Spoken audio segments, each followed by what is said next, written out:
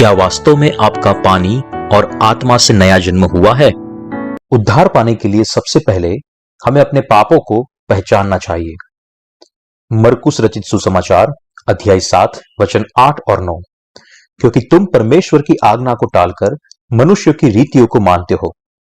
उसने उनसे कहा, तुम अपनी परंपराओं को मानने के लिए परमेश्वर की आज्ञा कैसी अच्छी तरह टाल देते हो। मरकुस रचित सुसमाचार अध्याय 7 वचन 20 से 23।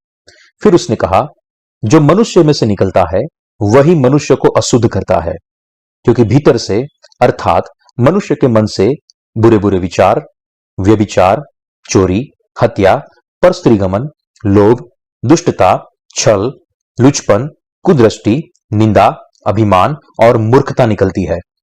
ये सब बुरी बातें भीतर ही से निकलती है और मनुष्य को अशुद्ध करती है। सबसे पहले मैं यह दर्शाना चाहता हूं कि पाप क्या है। कुछ पाप ऐसे हैं जो परमेश्वर ने दर्शाए हैं और कुछ पाप ऐसे हैं जो मनुष्य ने दर्शाए हैं। ग्रीक भाषा में पाप शब्द का अर्थ है निशान से चूकना। दूसरे शब्दों में कहे तो कुछ गलत करना। परमेश्वर की व्यवस्था का उल्लंघन करना पाप है। आइए देखते हैं कि मनुष्य की नजर में पाप क्या है। हम अपने मन के अनुसार पाप को पहचानते हैं, जबकि मनुष्य का मापदंड उसकी सामाजिक पृष्ठभूमि, मानसिक स्तर, परिस्थिति और मन के मुताबिक बदलता रहता है। इसलिए अलग अलग व्यक्ति के अनुसार पाप की परिभाषा बदलती रहती है। एक जैसा ही कार्य हर एक व्यक्ति के खुद के मापदंड के मुताबिक पाप हो भी सकता है और नहीं भी हो सकता। इसलिए परमेश्वर ने हमें पाप के मापदंड के लिए व्यवस्था की 613 धाराएं दी हैं। हमें सामाजिक आचार के आधार पर हमारे विवेक से पाप का मापदंड तय नहीं करना चाहिए। परमेश्वर की पाप की परिभाषा के साथ मनुष्य के विवेक के आधार पर की गई पाप की परिभाषा मेल नहीं खाती। इसलिए हमें अपने मन की नहीं सुननी चाहिए, लेकिन परमेश्वर की आज्ञाओं के आधार पर पाप का मापदंड तय करना चाहिए। पाप क्या है उसके बारे में हम सब की अपनी अपनी राय है। कुछ लोग उसे अपनी कमजोरी कहते हैं, जबकि दूसरे उसे विकृत व्यवहार मानते हैं। उदाहरण के तौर पर कोरिया में लोग अपने माता पिता की कब्र को घास से ढक देते हैं और जब तक वह मरते नहीं तब तक कब्रों की देखभाल करते हैं। लेकिन पपुआ न्यू गिनिया की एक आदिवासी प्रजाति उनके मृत माता पिता को सम्मान देने के लिए उनके मृत शरीर को परिवार के लोगों के साथ बांटकर खाते हैं। मुझे नहीं पता कि वो मृत शरीर को खाने से पहले उनको पकाते हैं या नहीं पकाते। मैं ऐसा मानता हूं कि मृत शरीर को कीड़े खा न जाए, इसलिए वो ऐसा करते हैं। यह दर्शाता है कि पाप के विषय में मनुष्य के विचार बहुत ही अलग अलग है। एक समाज में जिस कार्य को अच्छा माना जाता है वही कार्य को दूसरे समाज में गलत माना जा सकता है। जबकि बाइबल हमें बताती है कि परमेश्वर की आज्ञा का उल्लंघन पाप है। क्योंकि तुम परमेश्वर की आज्ञा को टालकर मनुष्य की रीतियों को मानते हो। उसने उनसे कहा, तुम अपनी परंपराओं को मानने के लिए परमेश्वर की आज्ञा कैसी अच्छी तरह टाल देते हो। परमेश्वर हमसे शारीरिक रूप को नहीं देखता, क्योंकि वह केवल हमारे हृदय की गहराई में देखता है। मनुष्य का अपना मापदंड परमेश्वर के सम्मुख में पाप है। सबसे गंभीर पाप कौन सा है? परमेश्वर के वचनों का उल्लंघन करना सबसे गंभीर पाप है। परमेश्वर की मर्जी के मुताबिक जीवन न जीना पाप है। उनके वचनों में विश्वास न करना वह भी वैसा ही पाप है। परमेश्वर ने कहा कि फरीसियों की नाई जीवन जीना पाप है, जिन्होंने परमेश्वर की आज्ञा का उल्लंघन किया और उनकी परंपरागत शिक्षा को ज्यादा महत्व दिया। यीशु ने फरीसियों को ढोंगी कहा। आप कौन से परमेश्वर में विश्वास करते हैं? क्या तुम विश्वास में प्रतिश्रद्धा और उत्साह रखते हो? तुम मेरे नाम का ढिंढोरा पीटते हो, लेकिन क्या वास्तव में तुम मुझे सम्मान देते हो? इंसान केवल बाहरी रूप को देखता है और उसके वचनों का उल्लंघन करता है। क्या आप यह जानते हैं? हमारी कमजोरी से पैदा हुए नियमों की अवज्ञा करने की प्रवृत्ति दुष्टता का कार्य है। हमारी खामियों के कारण हम जो कुछ भी गलत करते हैं और भूल करते हैं वह मौलिक पाप नहीं है, लेकिन हमारी गलतियां हैं। परमेश्वर पापों और गलतियों को अलग मानता है। जो आज्ञा का उल्लंघन करता है वो पापी है, भले ही फिर उनके अंदर कोई भी गलतियां क्यों ना हो। वो परमेश्वर के सामने सबसे बड़े पापी है। इसलिए यीशु ने फरीसियों को धमकाया। पेंटाटुक में उत्पत्ति से लेकर व्यवस्था विवरण तक ऐसी आज्ञाएं दी गई है जो हमें बताती है कि हमें क्या करना है और क्या नहीं करना है। वह परमेश्वर का वचन, उसकी आज्ञाएं हैं। हो सकता है कि हम 100% उनका पालन न कर सके, लेकिन हमें स्वीकार करना चाहिए कि वह परमेश्वर की आज्ञाएं हैं।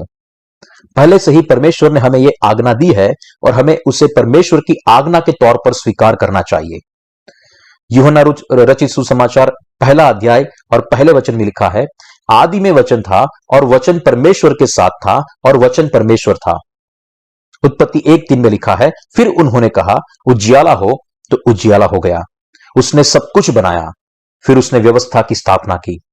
यूहन्ना 1:1 और 14 में लिखा है, वचन देहधारी हुआ और हमारे बीच में डेरा किया और वचन परमेश्वर था। परमेश्वर ने खुद को किस तरह हमारे सामने प्रकट किया? उसने अपनी आज्ञाओं के द्वारा उसने अपने आप को प्रकट किया है, क्योंकि परमेश्वर वचन और आत्मा है। इसलिए हम बाइबल को क्या कहते हैं? हम उसे परमेश्वर का वचन कहते हैं। यहां कहा गया है कि क्योंकि तुम परमेश्वर की आज्ञा को टालकर मनुष्य की रीतियों को मानते हो। उनकी व्यवस्था में 613 धाराएं हैं। यह करो, यह ना करो, अपने मां बाप का सम्मान करो आदि। लेवी व्यवस्था की किताब में दर्शाया गया है कि पुरुषों और महिलाओं को किस तरह से पेश आना है, और जब पालतू जानवर कुएं में गिरकर मर जाए तो उसका क्या करना है, वगैरह वगैरह। उनकी व्यवस्था में ऐसी 613 धाराएं हैं। यह वचन मनुष्य के नहीं है। इसके बारे में हमें बार बार सोचना चाहिए। हो सकता है कि हम उसकी सारी व्यवस्था का पालन न कर सके, लेकिन फिर भी हमें उसे स्वीकारना चाहिए और परमेश्वर की आज्ञाओं को मानना चाहिए। क्या परमेश्वर के वचन में कोई भी ऐसा भाग है जो झूठा हो? फरोशियों ने परमेश्वर की आज्ञाओं का उल्लंघन किया और परमेश्वर की आज्ञाओं को टालकर मनुष्यों की रीतियों को मानते थे। उनके बुजुर्गों के वचन परमेश्वर के वचन से ज्यादा भारी थे। जब यीशु इस पृथ्वी पर था तब उसने ऐसा ही देखा, और उसे सबसे ज्यादा दुख इस बात का लगा कि लोग परमेश्वर के वचनों को उल्लंघन करते थे। परमेश्वर ने हमें व्यवस्था की 613 धाराएं इसलिए दी ताकि हमें अपने पापों के बारे में पता चल सके और हमें बता सके कि वही सत्य है और हमारा पवित्र परमेश्वर है। हम सब उसके सामने पापी है, इसलिए हमें विश्वास से जीना चाहिए और यीशु पर विश्वास करना चाहिए, जिसे परमेश्वर ने हमारे पास भेजा था, क्योंकि वह हमसे प्रेम करता है। जो लोग उसके वचन का उल्लंघन करते हैं और उस पर विश्वास नहीं करते, वो पापी है। जो लोग वचन का पालन करने में असमर्थ है, वो भी पापी है। लेकिन उसके वचनों का उल्लंघन करना बहुत ही गंभीर पाप है। जो लोग ऐसा गंभीर पाप करते हैं, वे नरक में जाएंगे। उसके वचन में विश्वास न करना, वो उसके सन्मुख में बड़ा पाप है। क्यों परमेश्वर ने हमें व्यवस्था दी? उसका कारण। परमेश्वर ने हमें व्यवस्था क्यों दी? हमारे पाप और उसके दंड के बारे में एहसास कराने के लिए। क्या कारण था कि परमेश्वर ने हमें व्यवस्था दी? हमें हमारे पापों का एहसास कराने के लिए और हम उसकी ओर वापस मुड़े, इसलिए परमेश्वर ने हमें व्यवस्था दी। उसने व्यवस्था की 613 धाराएं दी ताकि हम अपने पापों को पहचाने और यीशु मसीह के द्वारा छुटकारा पाए। इसलिए परमेश्वर ने हमें व्यवस्था दी थी। रोमियो 3:20 में लिखा है, व्यवस्था के द्वारा पाप की पहचान होती है, इसलिए हम जानते हैं कि नियमों के अनुसार ही जीवन जीने के लिए परमेश्वर ने हमें व्यवस्था नहीं दी। तो ऐसा कौन सा ज्ञान है जो हमें व्यवस्था से प्राप्त होता है? वो यह है कि हम व्यवस्था को पूरी रीति से पालन करने के लिए असमर्थ है और उसके सन्मुख में गंभीर पापी है। उसकी व्यवस्था की 613 धाराएं हमसे क्या जान सकती है? हम यह जान सकते हैं कि हम अपनी गलतियों और उसकी व्यवस्था के अनुसार जीवन जीने में असमर्थ है। हम जानते हैं कि परमेश्वर की सृष्टि यानी कि हम बहुत ही कमजोर है, साथ ही साथ हम उसके सामने पापी भी हैं। उसकी व्यवस्था के अनुसार हमारा अंत नरक में होना चाहिए। जब हमको यह समझ में आता है कि हम पापी है और उसकी व्यवस्था के मुताबिक जीवन जीने में असमर्थ है, तब हम क्या करते हैं? क्या हम संपूर्ण मनुष्य बनने की कोशिश करते हैं? नहीं, हमें यह स्वीकार करना होगा कि हम पापी है और यीशु पर विश्वास करके उसके पानी और आत्मा के उद्धार से छुटकारा पाना चाहिए और उसका धन्यवाद करना चाहिए। उसने हमें व्यवस्था इसलिए दी ताकि हमें अपने पापों का एहसास हो और हम जानते हैं कि पाप की सजा क्या है, और हमें समझ में आए कि यीशु के बगैर नरक में से हमें बचाना असंभव है। अगर हम यीशु को अपने उद्धारकर्ता के रूप में स्वीकार करते तो हम छुटकारा पाएंगे। उद्धारकर्ता यीशु मसीह और हमारी अगुवाई करने के लिए उसने हमें व्यवस्था दी। हम जानते हैं कि हम कितने बड़े पापी हैं और ऐसे पापों से हमें बचाने के लिए परमेश्वर ने व्यवस्था बनाई। उसने हमें व्यवस्था दी और उसने इकलौते बेटे यीशु को भेज दिया ताकि उसके बपतिस्मा और उद्धार हमारे सारे पापों को खुद पर ले ले और हमें बचाए। उस पर किया हुआ विश्वास ही हमें बचा सकता है। हम आशाहीन पापी हैं जिनको पाप से छुटकारा पाने के लिए यीशु पर विश्वास करना ही होगा। आए हम उसके बच्चे बने और उससे महिमा दें। हमें उसके वचन के मुताबिक समझना, सोचना और न्याय करना चाहिए क्योंकि उसमें से सब कुछ उत्पन्न हुआ है। हमें उसके वचन के द्वारा मिलने वाले छुटकारे के सच को संपूर्ण रीति से समझना चाहिए। यह सच्चा और सही विश्वास है। मनुष्य के हृदय में क्या है? हमें परमेश्वर के सन्मुख क्या करना चाहिए? हमें अपने पापों का अंगीकार करना चाहिए और अपने उद्धार के लिए परमेश्वर को कहना चाहिए। परमेश्वर के वचन के साथ ही हमारे विश्वास की शुरुआत होनी चाहिए और हमें उसके वचनों के द्वारा उस पर विश्वास करना चाहिए। अगर हम ऐसा नहीं करते तो हम गलत फहमी में पड़ जाएंगे। वह एक गलत और झूठा विश्वास होगा। जब फरीसियों और शास्त्रियों ने यीशु के चेलों को गंदे हाथ से खाना खाते देखा, तब अगर उन्होंने परमेश्वर के वचन को ध्यान में रखकर देखा होता तो उन्होंने यीशु के चेलों को धमकाया नहीं होता। परमेश्वर के वचन हमें कहते हैं कि बाहर से जो कुछ भी मनुष्य के शरीर में जाता है वह मनुष्य को अशुद्ध नहीं करता, क्योंकि वह पेट में जाता है और संडास में निकल जाता है। वह उसके हृदय को असर नहीं करता। जैसे मरकुस रचित सुसमाचार अध्याय 7 वचन 20 से 23 में लिखा है, फिर उसने कहा, जो मनुष्य में से निकलता है वही मनुष्य को अशुद्ध करता है, क्योंकि भीतर से अर्थात मनुष्य के मन से बुरे बुरे विचार, व्यभिचार, चोरी, हत्या, परस्त्रीगमन, लोभ, दुष्टता, छल, लुचपन, कुदृष्टि, निंदा, अभिमान और मूर्खता निकलती है। ये सब बुरी बातें भीतर ही से निकलती है और मनुष्य को अशुद्ध करती है। यीशु ने कहा, मनुष्य पापी है क्योंकि उसका जन्म पाप में हुआ है। क्या आप इसका मतलब समझते हैं? हम जन्म से ही पापी है क्योंकि हम सब आदम की संतान है, लेकिन हम सत्य को नहीं देख सकते क्योंकि हम उसके वचनों का स्वीकार नहीं करते और उस पर विश्वास भी नहीं करते। मनुष्य के हृदय में क्या है? ऊपर का भाग यह दर्शाता है कि फिर उसने कहा, जो मनुष्य में से निकलता है वही मनुष्य को अशुद्ध करता है, क्योंकि भीतर से अर्थात मनुष्य के मन से बुरे बुरे विचार, व्यभिचार, चोरी, हत्या, परस्त्रीगमन, लोभ, दुष्टता, छल, लुचपन, कुदृष्टि, निंदा, अभिमान और मूर्खता निकलती है। ये सब बुरी बातें भीतर ही से निकलती है और मनुष्य को अशुद्ध करती है। भजन संहिता में लिखा है, जब मैं आकाश को जो तेरे हाथों का कार्य है और चंद्रमा और तारागण जो तूने नियुक्त की है देखता हूं, तो फिर मनुष्य क्या है कि तू उसका स्मरण रखे और आदमी क्या है कि तू उसकी सुधि ले। क्यों परमेश्वर खुद हमें मिलने आया?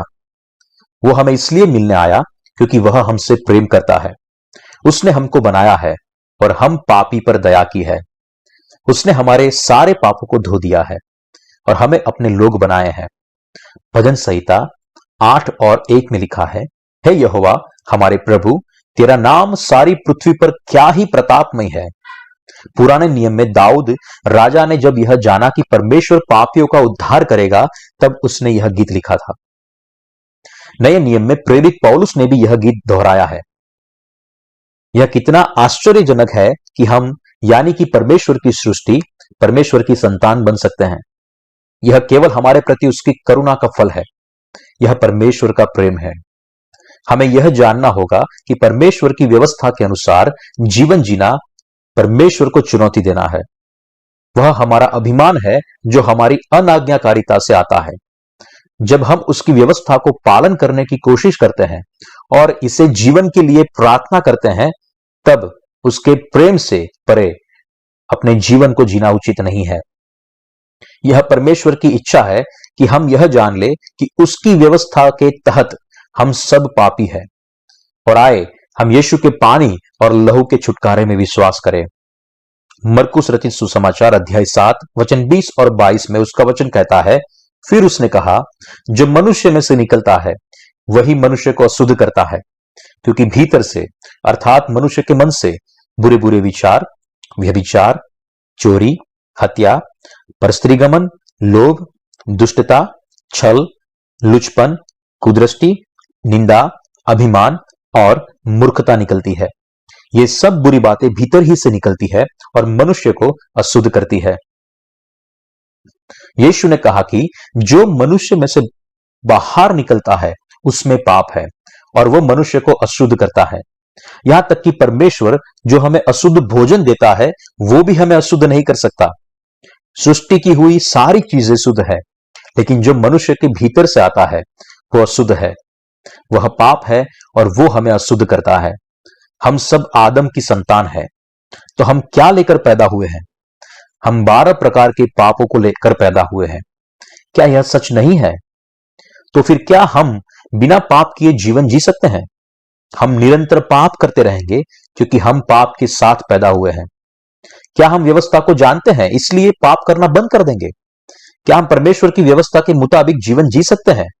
नहीं। जितना ज्यादा हम व्यवस्था के मुताबिक जीवन जीने का प्रयास करेंगे उतना ही वह कठिन होता जाएगा। हमें अपनी सीमाओं को जानना होगा और अपने भूतकाल की नीति को छोड़ देना चाहिए। उसके बाद विनम्र मन से हम यीशु के बपतिस्मा और लहू का स्वीकार कर सकते हैं जो हमें बचाता है। व्यवस्था की सारी 613 धाराएं अच्छी और न्यायपूर्ण है, लेकिन मनुष्य अपनी मां के गर्भ से ही पापी है। जब हमें एहसास होता है कि परमेश्वर की व्यवस्था सच्ची है और हमने पापी के रूप में जन्म लिया है और हम अपने प्रयासों से धर्मी नहीं बन सकते, तब हमें समझ में आता है कि हमें परमेश्वर की करुणा, पानी, लहू और आत्मा के सुसमाचार में यीशु के छुटकारे की जरूरत है। जब हमें अपनी सीमाओं का एहसास होता है कि हम अपने आप से धर्मी नहीं बन सकते और हम अपने पापों की वजह से नरक में जाएंगे, हम कुछ भी नहीं कर सकते, लेकिन हमें यीशु के छुटकारे पर भरोसा करना चाहिए। हम छुटकारा पा सकते हैं।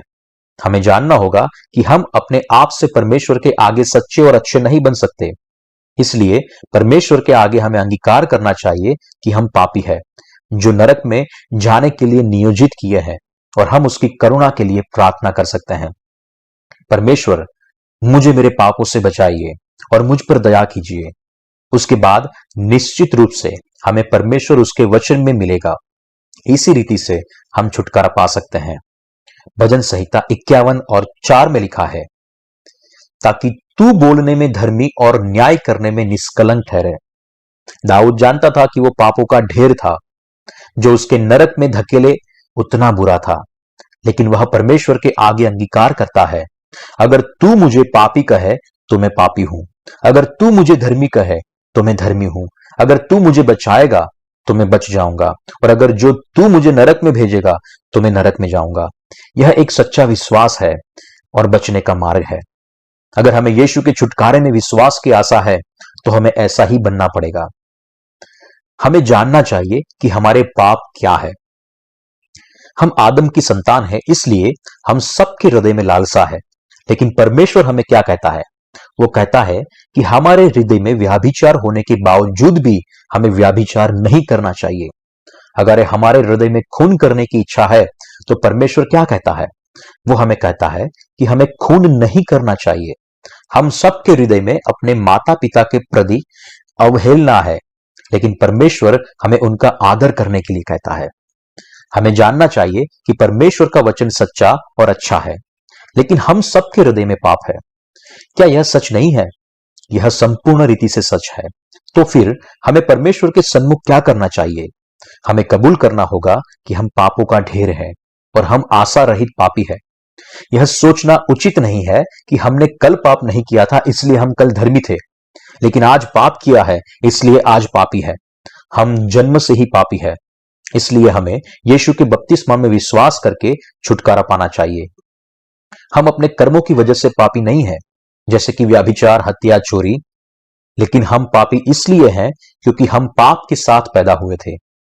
हम 12 प्रकार के पापों के साथ पैदा हुए हैं और हम परमेश्वर की नजर में पापी पैदा हुए हैं। इसलिए हम खुद के प्रयासों से अच्छे नहीं बन सकते। हम केवल अच्छे होने का ढोंग कर सकते हैं। हमने पापी सोच के साथ जन्म लिया है, तो फिर ऐसे पाप न करने से भी हम धर्मी कैसे बन सकते हैं? हम अपने पाप के प्रयासों से परमेश्वर के आगे धर्मी नहीं बन सकते, और यदि हम धर्मी होने का दावा करते हैं तो यह पाखंड है। यीशु ने फरीसियों और शास्त्रियों से कहा, कपटी शास्त्रियों और फरीसियों, मनुष्य जन्म से ही पापी होता है और जीवन भर परमेश्वर के सन्मुख पाप करता रहता है। यदि कोई कहता है कि उसने अपने जीवन में कभी किसी से लड़ाई नहीं की, या किसी को मारा नहीं, या फिर किसी की एक सुई तक नहीं चुराई, तो वह झूठ बोल रहा है, क्योंकि मनुष्य जन्म से ही पापी है। वह व्यक्ति झूठी, पापी और पाखंडी है। इस रीति से परमेश्वर लोगों को देखता है। हर इंसान पैदाइशी पापी है। भले ही आप पाप का कोई कार्य नहीं करते, फिर भी आप नरक के लिए नियोजित है। भले ही आपने ज्यादातर व्यवस्था का पालन किया है, फिर भी आप पापी है और नरक के लिए नियोजित है। फिर हमें ऐसी नियति के साथ क्या करना चाहिए? हमें परमेश्वर की दया मांगनी चाहिए और पापों से बचने के लिए उस पर भरोसा रखना चाहिए। यदि वो हमें नहीं बचाएगा तो हम नरक में जाएंगे। वह हमारा नियोजित स्थान है। जो लोग परमेश्वर के वचन का स्वीकार करते हैं, केवल वही अंगीकार करेंगे कि वह वास्तव में पापी है। वह यह भी जानते हैं कि वो विश्वास ही से धर्मी ठहरेंगे। इसलिए वो जानते हैं कि उसके वचन को जाने बगैर उसका अवहेलना करना और उसे नजरअंदाज करना भी एक पाप है। जो लोग उसके वचन को स्वीकार करते हैं वो धर्मी है, भले ही वो भूतकाल में पापी थे। वो उसके अनुग्रह में उसके वचन के द्वारा नया जन्म पाए हुए और सबसे ज्यादा आशीषित है। जो अपने कर्मों के द्वारा छुटकारा पाने की कोशिश करते हैं वो अभी भी पापी है। कौन यीशु पे विश्वास करने के बावजूद अभी भी पापी है? वो जो अपने कर्मों के द्वारा छुटकारा पाने की कोशिश करते हैं। आइए गलातियों अध्याय 3 वचन 10 और 11 पढ़ें। इसलिए जितने लोग व्यवस्था के कामों पर भरोसा रखते हैं वे सब श्राप के अधीन हैं, क्योंकि लिखा है, जो कोई व्यवस्था की पुस्तक में लिखी हुई सब बातों के करने में स्थिर नहीं रहता वह शापित है। पर यह बात प्रकट है कि व्यवस्था के द्वारा परमेश्वर के यहां कोई धर्मी नहीं ठहरता, क्योंकि धर्मी जन विश्वास से ही जीवित रहेगा। ऐसा लिखा है कि व्यवस्था की पुस्तक में लिखी गई सब बातों के करने में स्थिर नहीं रहता वह शापित है। जो लोग मानते हैं कि वो यीशु पर विश्वास करते हैं लेकिन फिर भी अपने कर्मों से धर्मी बनने का प्रयास करते हैं वह शापित है। जो लोग अपने कर्मों से धर्मी बनने का प्रयास करते थे वह अभी कहां है? वह परमेश्वर के शाप के नीचे है। परमेश्वर ने हमें व्यवस्था क्यों दी? उसने हमें व्यवस्था दी ताकि हमें हमारे पापों का एहसास हो, जैसे कि रोमियो अध्याय 3:20 में लिखा है। वो यह भी इच्छा रखता है कि हम जानने की हम पापी है और नरक के लिए नियोजित किए गए हैं। परमेश्वर के पुत्र यीशु के बपतिस्मा पे विश्वास करो और पानी और आत्मा से नया जन्म पाओ। केवल तब ही तुम अपने पापों से बचोगे, धर्मी बनोगे, अनंत जीवन पाओगे और स्वर्ग में जाओगे। अपने हृदय में विश्वास करें। संसार का सबसे अहंकारी पाप। संसार का सबसे अहंकारी पाप कौन सा है? व्यवस्था के मुताबिक जीवन जीने का प्रयास करना। उसकी आशीष पर विश्वास करने के द्वारा हम आशीषित हुए हैं। जो लोग परमेश्वर के वचन पर विश्वास करते हैं उनको परमेश्वर बचाएगा। लेकिन आज विश्वासियों के बीच में कुछ ऐसे विश्वासी भी हैं जो व्यवस्था के मुताबिक जीवन जीने का प्रयास करते हैं, लेकिन वो कैसे संभव हो सकता है? हमें इस बात का एहसास होना चाहिए कि उसकी व्यवस्था के मुताबिक जीवन जीना कितना मूर्खता से भरा हुआ है। अतः विश्वास सुनने से और सुनना मसीह के वचन से होता है, जैसे कि रोमियो अध्याय 10 और 17 वचन में लिखा है। उद्धार पाने के लिए अहंकार को फेंक देना जरूरी है। उद्धार पाने के लिए हमें अपने मापदंडों को छोड़ना होगा। उद्धार पाने के लिए हमें क्या करना चाहिए? हमें अपने मापदंडों को छोड़ना पड़ेगा। कोई व्यक्ति कैसे उद्धार पा सकता है? वो तभी संभव है जब उसे एहसास हो कि वो पापी है। ऐसे कई लोग हैं जिन्होंने अभी तक छुटकारा नहीं पाया, क्योंकि उन्होंने अपने झूठे विश्वास और प्रयासों को नहीं छोड़ा है। परमेश्वर कहता है कि जो लोग व्यवस्था की बंदिश में है वो शापित है। जो लोग ऐसा मानते हैं कि यीशु पर विश्वास करने के बाद व्यवस्था के मुताबिक जीवन जीने से धीरे धीरे वह धर्मी बन जाएंगे, तो वह शापित है। वो परमेश्वर पर विश्वास करते हैं लेकिन फिर भी ऐसा मानते हैं कि उद्धार पाने के लिए व्यवस्था का पालन करना अनिवार्य है। प्रिय मित्रों, क्या हम अपने कर्मों के द्वारा धर्मी बन सकते हैं? हम केवल यीशु के वचनों पर विश्वास करने से ही धर्मी बन सकते हैं और फिर उसके बाद छुटकारा पा सकते हैं। यीशु के बपतिस्मा, उसके लहू और वो परमेश्वर है, इस बात पर विश्वास करने से ही हम छुटकारा पा सकते हैं। इसलिए परमेश्वर ने विश्वास की व्यवस्था बनाई जिससे हम धर्मी बन सके। पानी और आत्मा का छुटकारा मनुष्य के कर्मों से नहीं मिलता, लेकिन परमेश्वर के वचनों पर विश्वास करने से मिलता है। परमेश्वर हमें विश्वास के जरिए छुटकारा देता है और इसी रीति से परमेश्वर ने हमारे उद्धार की योजना बनाई और पूरी की। जिन्होंने यीशु पर विश्वास किया फिर भी उनके छुटकारे को नहीं मिला, क्योंकि उन्होंने पानी और आत्मा से छुटकारे के वचनों का स्वीकार नहीं किया। लेकिन हम जो उनके जैसे ही अयोग्य है, फिर भी हमने परमेश्वर पर हमारे विश्वास के जरिए छुटकारा पाया है।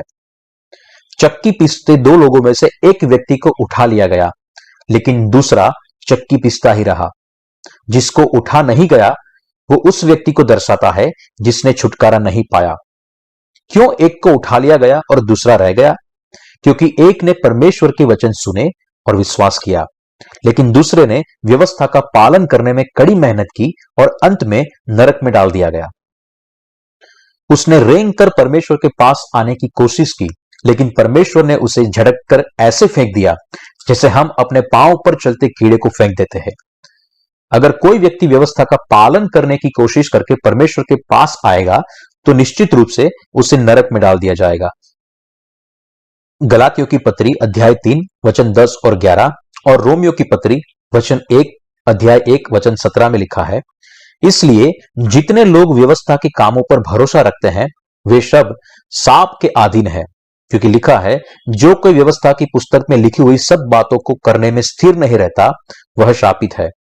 पर यह बात प्रकट है कि व्यवस्था के द्वारा परमेश्वर के यहां कोई धर्मी नहीं ठहरता, क्योंकि धर्मी जन विश्वास से जीवित रहेगा, क्योंकि उसमें परमेश्वर की धार्मिकता विश्वास से और विश्वास के लिए प्रकट होती है। और लिखा है, विश्वास से धर्मी जन जीवित रहेगा। परमेश्वर के वचनों पर विश्वास न करना उसके सन्मुख पाप है। इसके अतिरिक्त अपने मापदंड के मुताबिक परमेश्वर के वचनों का उल्लंघन करना भी पाप है। हम मनुष्य उनकी व्यवस्था के मुताबिक जी नहीं सकते, क्योंकि हम जन्म से ही पापी है और जीवन भर पाप करते रहेंगे। हम यहां वहां और जहां भी जाते हैं वहां पाप करते ही रहते हैं। हमें यह स्वीकार कर लेना चाहिए कि हम देह में हैं और पाप किए बिना नहीं रह सकते। इंसान गोबर से भरे एक बड़े बर्तन के समान है। अगर हम इसे चारों ओर ले जाने की कोशिश करते हैं तो यह रास्ते भर बिखरेगा। हम हर जगह पाप करते रहते हैं। क्या आप इसकी कल्पना कर सकते हैं? क्या आप अभी भी पवित्र होने का ढोंग करेंगे? यदि आप स्वयं को स्पष्ट रूप से जानते हैं तो आप पवित्र होने की कोशिश करना छोड़ देंगे और यीशु के पानी और लहू पर विश्वास करेंगे। जिन्होंने अभी नया जन्म पाया नहीं है उनको अपनी जिद छोड़ देनी चाहिए और परमेश्वर के आगे यह अंगीकार करना चाहिए कि वो पापी है। फिर उनको परमेश्वर के वचनों की ओर वापस मुड़ना चाहिए और पता लगाना चाहिए कि उसने कैसे पानी और आत्मा से उनको उद्धार दिया। मनुष्य जन्म से ही पापी है। मरकुस रचित सुसमाचार अध्याय 7 वचन 20 से 23।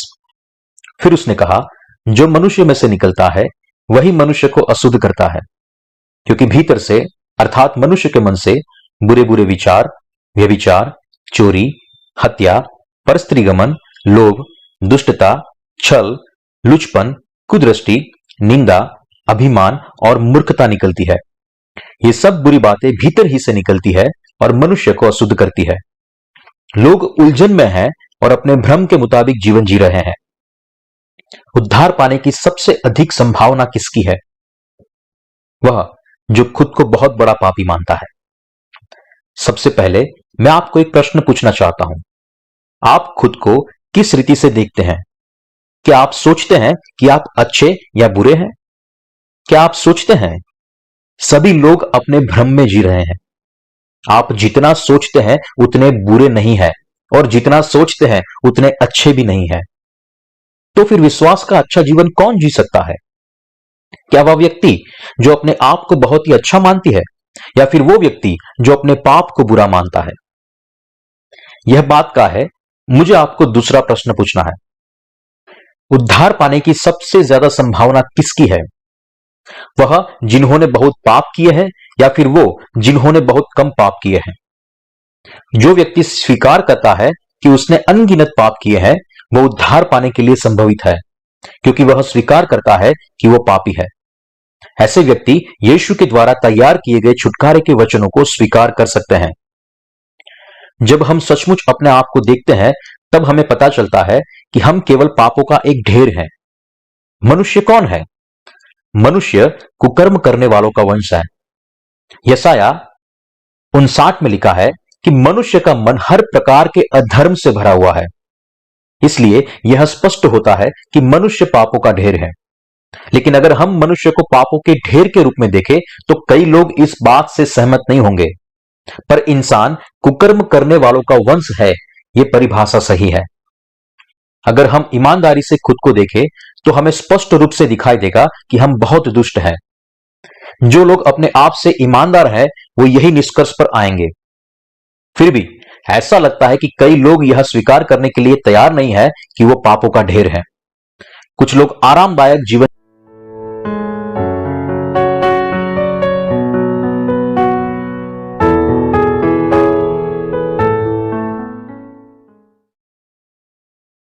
यदि हम नियमों के अनुसार कार्य करें, तो क्या वह हमें बचा पाएंगे?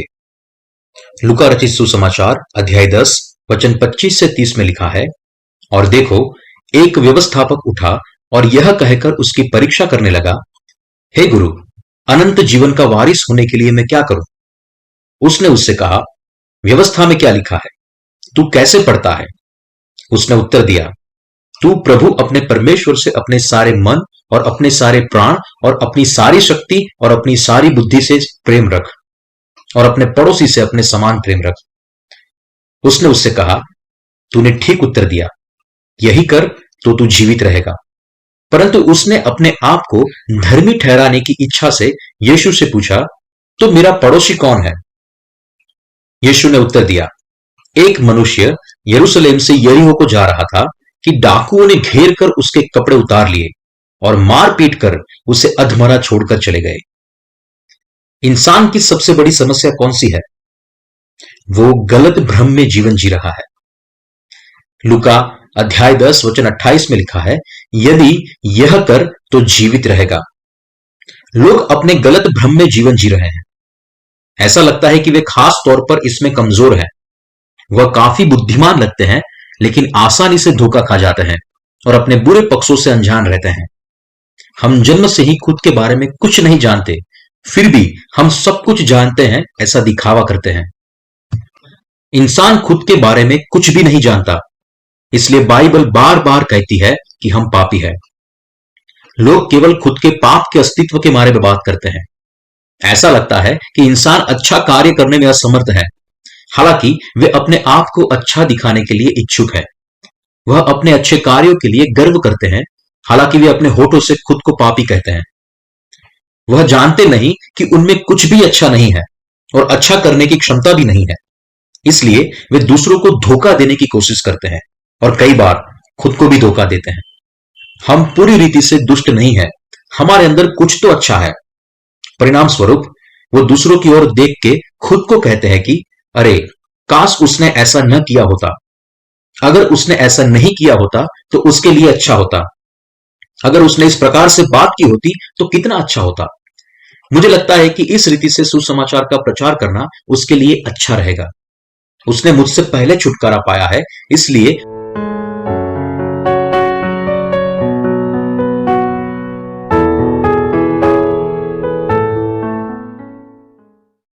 अनंत छुटकारा। यूहन्ना रचित सुसमाचार अध्याय 8 वचन 1 से 12। परंतु यीशु जैतून के पहाड़ पर गया भोर को वह फिर मंदिर में आया। सब लोग उसके पास आए और वह बैठकर उन्हें उपदेश देने लगा। तब शास्त्री और फरीसी एक स्त्री को लाए जो व्यभिचार में पकड़ी गई थी, और उसको बीच में खड़ा करके यीशु से कहा, हे गुरु, यह स्त्री व्यभिचार करते पकड़ी गई है। व्यवस्था में मूसा ने हमें आज्ञा दी है कि ऐसी स्त्रियों पर पथराव करें। अतः तू इस स्त्री के विषय में क्या कहता है? उन्होंने उसको परखने के लिए यह बात कही ताकि उस पर दोष लगाने के लिए कोई बात पाए। परंतु यीशु झुककर उंगली से भूमि पर लिखने लगा। जब वे उससे पूछते ही रहे तो उसने सीधे होकर उससे कहा, तुम में जो निष्पाप हो वही पहले उसको पत्थर मारे। और फिर झुककर भूमि पर उंगली से लिखने लगा। परंतु वे यह सुनकर बड़ों से लेकर छोटे तक एक एक करके निकल गए, और यीशु अकेला वहां रह गया और स्त्री वहीं बीच में खड़ी रह गई। यीशु ने सीधे होकर उससे कहा, हे नारी, वे कहां गए? क्या किसी ने तुझ पर दंड की आज्ञा न दी? उसने कहा, हे प्रभु, किसी ने नहीं। यीशु ने कहा, मैं भी तुझ पर दंड की आज्ञा नहीं देता। जा और फिर पाप न करना। यीशु ने फिर उन लोगों से कहा, जगत की ज्योति मैं हूं। जो मेरे पीछे हो लेगा वह अंधकार में न चलेगा, परंतु जीवन की ज्योति पाएगा। यीशु ने कितने पाप दूर किए? जगत के सारे पाप। यीशु ने हमें अनंत छुटकारा दिया है। यदि कोई भी यीशु के उद्धारकर्ता के रूप में विश्वास करे तो संसार में ऐसा कोई भी नहीं है जो छुटकारा न पा सके। उसने हम सभी को छुड़ाया है। यदि कोई पापी है जो अपने पापों से पीड़ित है तो वह यीशु ने अपने बपतिस्मा और क्रूस के द्वारा उसके सारे पापों से कैसे छुटकारा पाया है, उसकी गलतफहमी के कारण है। हम सभी को उद्धार के रहस्य में विश्वास करना चाहिए। यीशु ने बपतिस्मा के द्वारा हमारे सारे पाप ले लिए हैं और क्रूस पर मृत्यु के द्वारा हमारे पापों का न्याय ले लिया है। आपको पानी और आत्मा के सुसमाचार पर विश्वास करना चाहिए। सारे पापों से अनंत छुटकारा। आपको उसके महान प्रेम पे विश्वास करना चाहिए जिसने आपको धर्मी बनाया है। यरदन में और क्रूस पर अपने आप के उद्धार के लिए जो किया उस पर विश्वास करना चाहिए। यीशु हमारे सारे छिपे पापों के बारे में जानता है।